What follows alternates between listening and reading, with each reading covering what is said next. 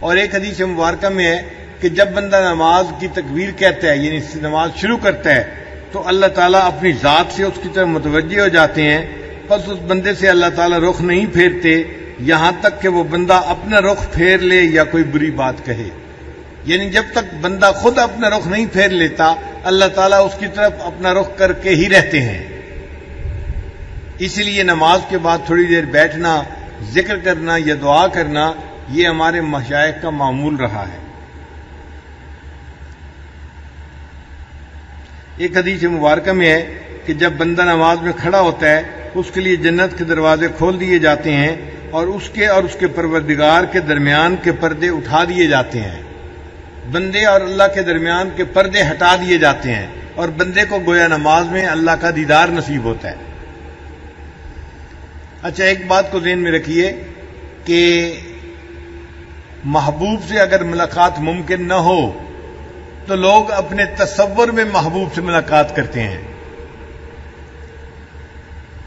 بہت سارے نوجوان جن کا نکاح ہو جاتا ہے رخصتی نہیں ہوتی، وہ اپنی سوچ میں سوچتے ہیں کہ میں فلاں دن جو ہے دلہا بنوں گا اور اپنی دلہن سے ملاقات ہوگی تو ایسی دلہن ہوگی. یعنی وہ تصور میں اپنی ملاقات کے بارے میں سوچتے ہیں. رب کریم نے بھی فرما دیا، میرے بندو تم دنیا میں رہتے ہوئے مجھے دیکھ نہیں سکتے. یہ دنیا دیدار کا مقام نہیں ہے، دیدار کا مقام جنت ہے. ہاں تمہارا دل چاہے گا کہ وہ دیدار کیسا ہوگا، لہذا ہر دن میں 5 مرتبہ تم تصور میں میرا دیدار کیا کرو. تو یہ جو 5 نمازیں ہیں یہ تصور میں بندہ اپنے رب کا دیدار کر رہا ہوتا ہے. اس لیے فرمایا ان تعبد اللہ کأنک تراہ، تم اللہ کی عبادت ایسے کرو جیسے کہ تم اسے دیکھتے ہو. فإن لم تکن تراہ، اور اگر تمہیں یہ کیفیت حاصل نہ ہو کہ تم اس کو دیکھ سکو تو اس طرح محسوس کرو کہ وہ تمہیں دیکھ رہا ہے. محبوب بندے کو دیکھے تو محب کو اس میں بھی لذت ملتی ہے. چنانچہ کتابوں میں واقعہ لکھا ہے، ایک آدمی تھا، اس کو کسی جرم کی پاداش میں درے لگے اور اس کو اتنے درے لگے مگر اس نے زبان سے سی تک نہیں نکالی، خاموشی سے برداشت کر لیے. لوگ بڑے حیران کہ اتنی سزا ملی اور اس بندے نے آواز بھی نہیں نکالی. تو اس کے کسی دوست نے پوچھا کہ تم نے اتنے آرام سے سزا کیسے برداشت کر لی؟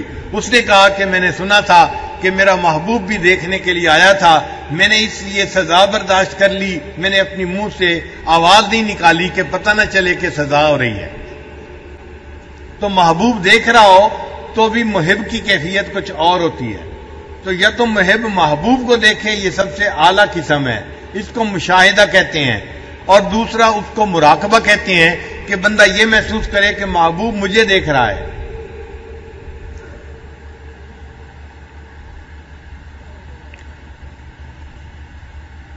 امام ربانی مجدد ثانی رحمۃ اللہ فرماتے ہیں، حالت نماز کو باقی حالات کے ساتھ وہی نسبت حاصل ہے جو کہ صراط کو حقیقت کے ساتھ ہے.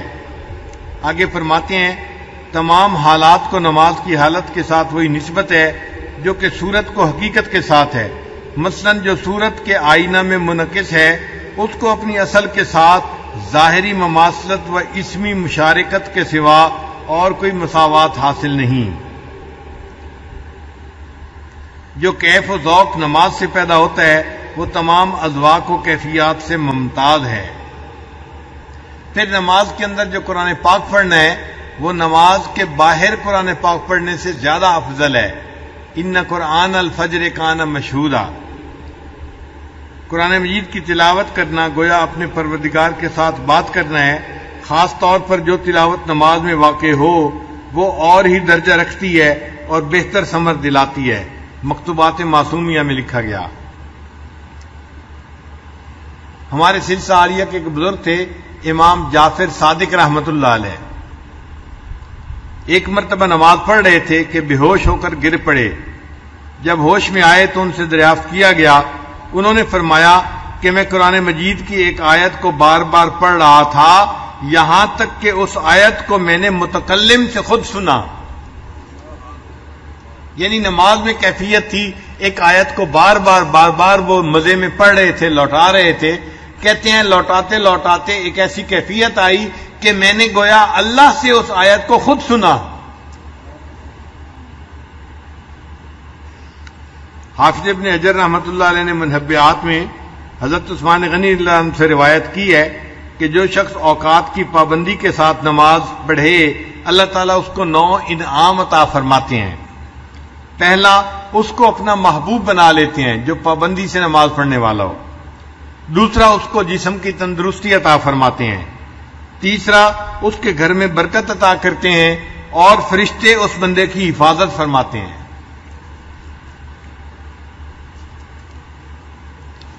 اس کے چہرے پر صلحاء کا نور ظاہر کر دیا جاتا ہے، اس بندے کا دل نرم کر دیا جاتا ہے۔ روز محشر اس کو پل صراط سے بجلی کی تیزی کے ساتھ گزاریں گے اور اس بندے کو جہنم سے نجات عطا فرمائیں گے اور جنت میں اس کو نیکوں کا ساتھ عطا فرمائیں گے۔ یہ نماز کے 9 فوائد ہیں۔ ایک حدیث پاک میں ہے کہ نماز دین کا ستون ہے اور اس میں 10 خوبیاں ہیں۔ چہرے کی رونق ہے نماز، دل کا نور ہے، بدن کی تندرستی کا سبب ہے، قبر کا انس ہے، اللہ تعالیٰ کی رحمت اترنے کا ذریعہ ہے، آسمان کی کنجی ہے، اعمال نامے کے ترازو کا وزن ہے، اللہ تعالیٰ کی رضا کا سبب ہے، دوزخ سے آڑ ہے، اور 10واں جنت کی قیمت ہے۔ جو شخص باقاعدگی کے ساتھ نماز پڑھتا ہے اس نماز کی برکت سے اللہ تعالیٰ اس بندے کو جنت عطا فرمائیں گے۔ جس نے نماز کو قائم کیا اس نے دین کو قائم کیا، اور جس نے نماز کو چھوڑا اس نے دین کو گرایا۔ ایک حدیث مبارکہ میں ہے کہ اللہ تعالیٰ ان لوگوں کے لیے جو اندھیروں میں مسجد کی طرف جاتے ہیں قیامت کے دن ایک بلند نور کے ساتھ روشنی فرمائیں گے۔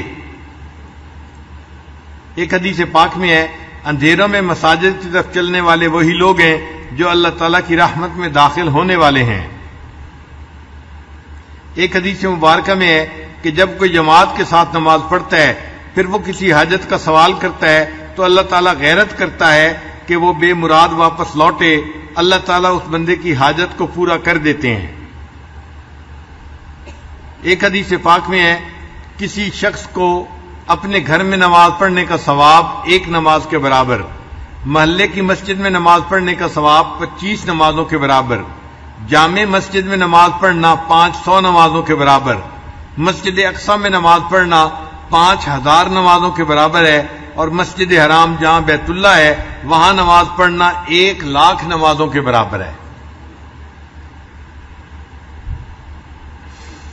ایک حدیث پاک میں ہے کہ جس شخص نے 5 نمازوں کو جماعت کے ساتھ ادا کرنے پر محافظت کی وہ پل صراط سے چمکنے والی بجلی کی مانند تیزی کے ساتھ گزر جائے گا۔